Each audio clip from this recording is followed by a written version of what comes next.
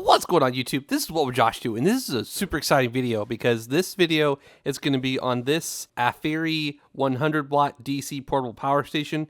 It is 99 watt hours, so it is airline safe. Also, we have this solar panel that we're going to check out and see how good it is at charging this power bank, because I don't even know how many watts this thing is. I didn't pay for either of these things. This company did reach out to me and they asked me to review this. So this is actually going to be a 30 watt solar panel, not super powerful, but it'll definitely charge this thing up, hopefully. Most of the video is going to be specifically about the power bank itself, because this is a unique power station. This is a compact size. This is LiFePO 4, meaning it's a safe battery chemistry, and it's going to last you thousands of charge cycles before it degrades itself. So you should easily get about 10 years out of this. And even past that, it just won't last as long as it did the day you got it. But that's 10 years minimum with everyday use before you start to see a downgrade.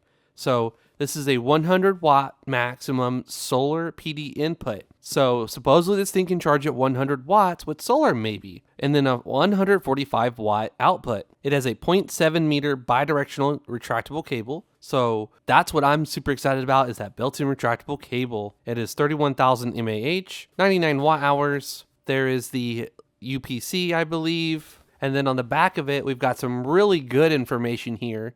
So there you go. That's a nice, good view of that. So this is going to be the Nano100. Model number is going to be AF-PB010. So it's going to be 20 volts at 5 amps for 4,400 milliamp hours. Here is the really good information, the input.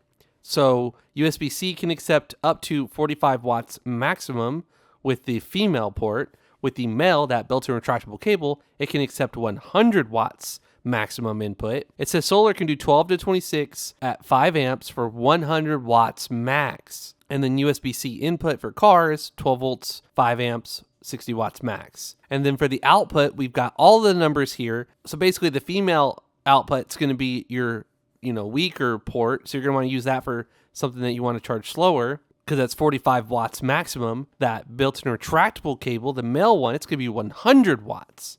So if you combine the USB-C with the USB-C, you're looking at 145 total. That's going to be the most efficient, most utilization of this power station by using those two USB-C ports. If you start mixing the USB-A port in as well, things start to change. On this side, we show that it's charging with solar. And then on this one, it's charging the laptop and the phone and the tablet, 3 devices. All right, let's open it up. There are videos of this power station on YouTube because it's not a brand new product. It is relatively new. It's not old. And then we have the user manual. And here it says the AF-SL30, which is right here. It's going to charge at 30 watts maximum. And the solar panels have an MC4. You need to get an MC4 to DC7909 adapter. And then you need to convert the 7909 to USB-C. All right. And look at that. So we have our DC7909 to a USB-C female connector there. So that's pretty cool. We're definitely going to try to use a more powerful solar panel as well as this one. And then we have the power station and then nothing else. Pretty simple unboxing. It's actually almost 11 o'clock at night, so I will try to wrap this video up tomorrow. But for now, I want to do the testing and see what all it can do inside, and then we'll move over to, a clip of it being charged with this solar panel as well as a more powerful solar panel. So unboxing this little power station, you can see that we have the in and out. It is labeled that, and it's retractable. It says 0.7 meters. And if you look here, this is the length of it. So I'd say a couple feet. And then it just retracts back in there. And then you have the display button, which turns the screen on and off. Mine came at 55% stated charge, which it also has a battery meter, which is halfway. We can see an input, an output, in wattage, and then we can see hours remaining until like the output's depleted or the input is, how much longer till it's fully charged. So sides are nothing here. A blank spot here. This would have been super cool to see a light right here because during power outages, it's just nice to have a little emergency light.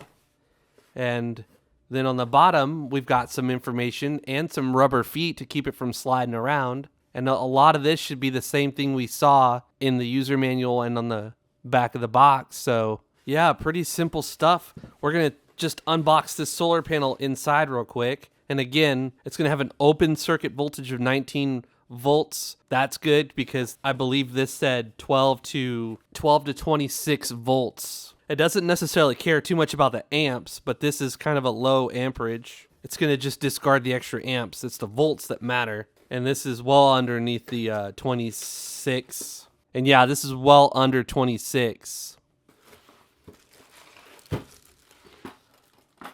And look, it even comes with some little things to clip it onto something to get the best results possible. So we're just going to open it up and then tomorrow we'll bring it outside.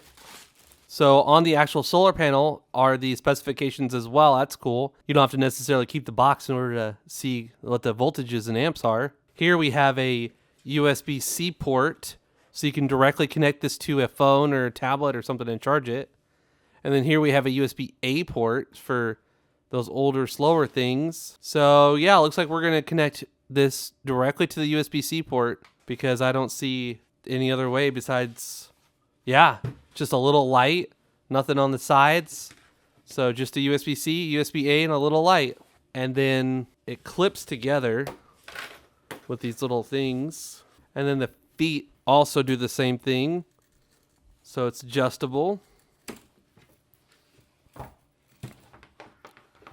Yeah, it's got 3 sections, so it's just a cute little solar panel. 1, 2, 3.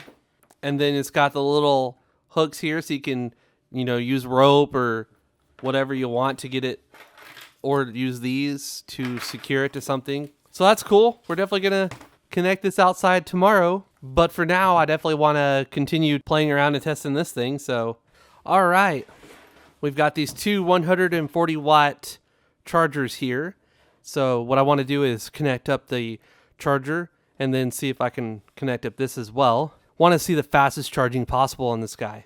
So using the retractable cable and a USB-C tester, we're going to connect it to the USB-C port. And you can see that we are currently charging at a very good speed. So I'll show both of these. It says we're getting 20 volts at 5 amps for 96 watts. And this currently reflects that as well. It says it's going to take 30 minutes to fully charge at this current speed. So that's fast. That's freaking fast. That's awesome. Now, what happens, and that's why I got these little things here. So we'll plug that in, and you can see the number on here is going to say 100 or 99 or something close to it. Yeah, 96. So then we grab a USB-C cable here, plug it into the other one, and plug this in. And I just want to see if we can combine the inputs or if it's only going to use one input. Okay, so far it looks like it's only allowing for one input. So if we disconnect the retractable cable, does it automatically switch? Yep, okay, cool. So 45 watts going into this guy. That's pretty decent. With the battery about half full, it says it's going to take about 1 hour to fully charge it at 45 watts. And then if we connect the built-in USB-C cable, which can do up to 100, it looks like it's going to automatically switch over or not. So it's whatever you have connected first, apparently. That's what it looks like. So we disconnect the 45 watt charger. Okay, so yeah, you can't speed up the charging. All right, so we know that it's going to prioritize one of the charging ports. So what if we wanted to use pass-through? Say we need to keep this thing charged because it's low, but we also want to play on our handheld gaming device or use our phone or tablet or something. Let's connect the RGLIX. This can charge it up to 100 watts. But this port is only capable of doing 45. And look at that. 45 watts going into the gaming device. So here it shows that we have an input of 50 and an output of 44. So for some reason, our input has slowed down. All right, so if you look at that, we've got 97 watts going into the power station here, and we've got 45 watts going out. So with the battery at almost 60%, it's going to take 50 minutes to fully charge this battery since we have more coming in than we have going out. And now we can play our game and keep the battery in here fully charged while we keep this thing fully charged. And if we disconnect the output so it's only inputting, yep, under 30 minutes, this battery will be fully charged. That is fast. We're definitely going to do a time lapse and see how long it takes to charge this thing. And I want to also know, can this thing sustain 100 watts? Every part of me saying that it should be able to sustain 100 watts just fine. We'll find out. All right, so I'm going to let this thing fully charge up, and then we're going to do some tests, and then I'm going to connect my gaming handheld, and I'm going to drain this thing. So we'll be back in about 30 minutes when this is full. It is currently 10:57. Alrighty, so I set an alarm for 24 minutes, and it says it's got 0.2 left. The charging is slowed down to 63 watts, and we are at 99%. So this is still charging fairly quickly for it being 1% away from being completely full. And I've just been playing my game here on my ROG Ally X, waiting for time to pass.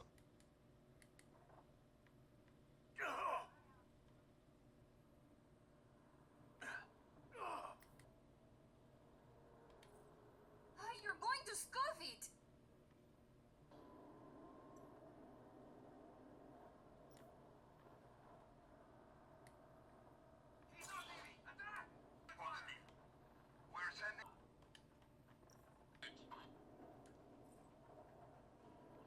Yes, got it.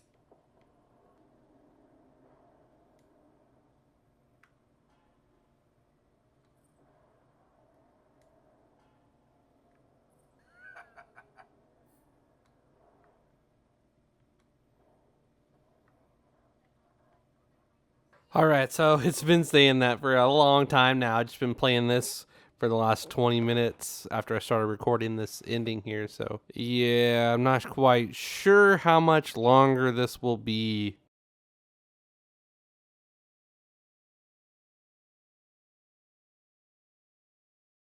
Alrighty, so it is now 100%. It says there's no input and there's no output.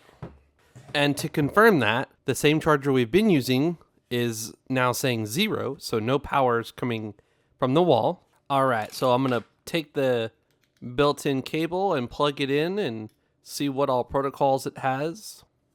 All right, so right away we're seeing that there's a lot of different protocols, which is great.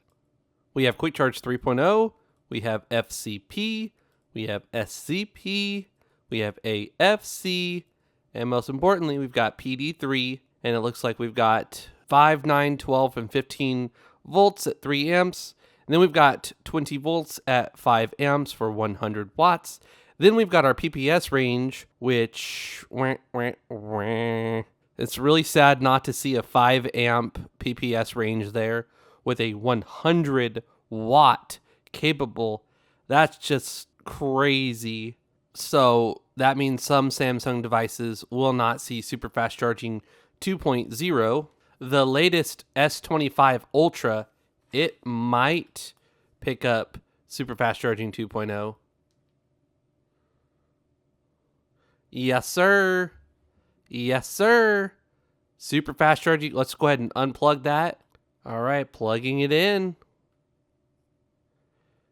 Super fast charging 2.0. Let's freaking go. So that's with the latest Samsung. The older Samsungs needed the 5 amps in order to get to super fast charging 2.0 at 45 watts. The newer Samsungs do not need the 5 amps. Take it with a grain of salt. Let's see what the female port that says 45 watts max in and out says.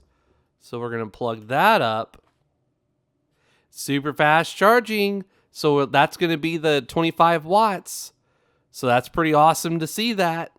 So that means even if you use that other port right here, you're still going to be charging your phone really fast. So what does that mean? That means you can take this, plug it into your MacBook Pro, charge your MacBook Pro at 100 watts, and then take this and plug it into your phone and give your phone up to 45 watts. For me, the most exciting thing is I like playing on my ROG Ally X, and this means that right now my battery in here is low. I can plug this in, turn it on, and say I have a longer flight coming up. I can fully charge this, bring it on the plane with me, and then continue to play on my ROG Ally X well beyond the normal playtime that the battery in here is going to last you. Yeah, my battery was at 25%, and it says that it can last for 1 hour. Now, keep in mind, the battery on my ROG Ally X will eventually be fully charged, and if I were to have a fully charged battery in here and a fully charged battery in here, that would be the best conditions. Because there will get to a point where this battery is full, and when I have it connected, it's only drawing 30, 40 watts, and it will last much longer than 1 hour. And then when this thing does die, the battery in here will be fully charged, and it will continue playing off the battery in here. So this will substantially lengthen the amount of time that I have to play my video games, which is a win. Or if you want to be productive, that's going to substantially increase the amount of time that you have editing videos on a laptop or something that's drawing power from this battery to keep its battery fully charged.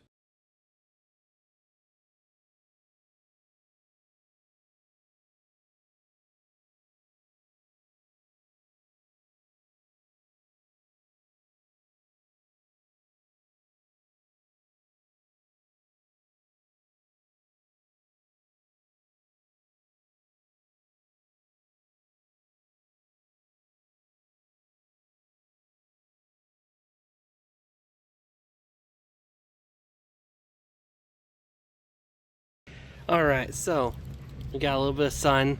I didn't realize it was just one leg, so this kind of wants to keep folding back, so it's just one leg for the whole thing. But regardless, I got it to work. We killed this little guy. It is at 0% battery.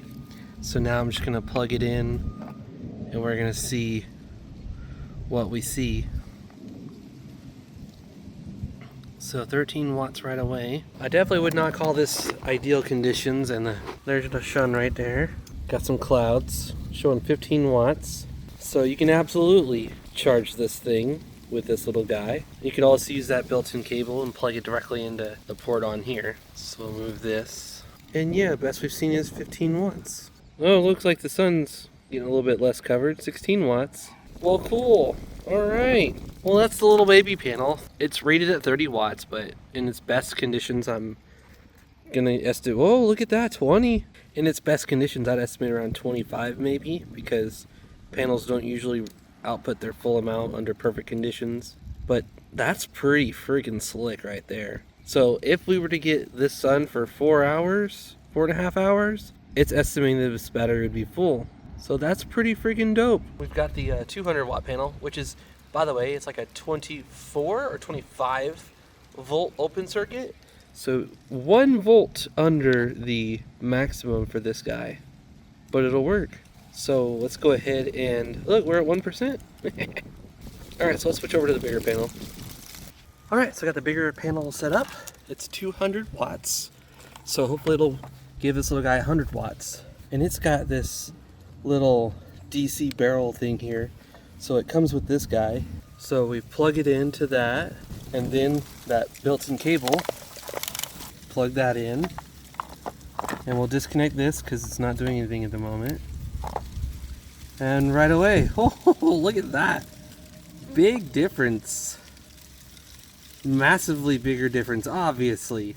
It's a much bigger panel. So, interestingly, I only saw 60 watts at the best. 65? Alright, so with this current setup, in about an hour and a half, this battery should be fully charged.